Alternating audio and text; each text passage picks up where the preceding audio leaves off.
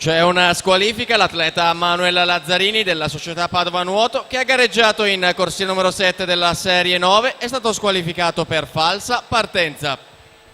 In acqua intanto abbiamo la ottava serie, presentiamo la numero 7 con Michele Nasini 1, Alessandro Zani in 2, Pietro Ottoboni alla 3, Matteo Cibi in 4, Matteo Magoga alla 5, Alberto Rodighiero in 6, Daniele Ortolan 7, Lorenzo Gaino 8.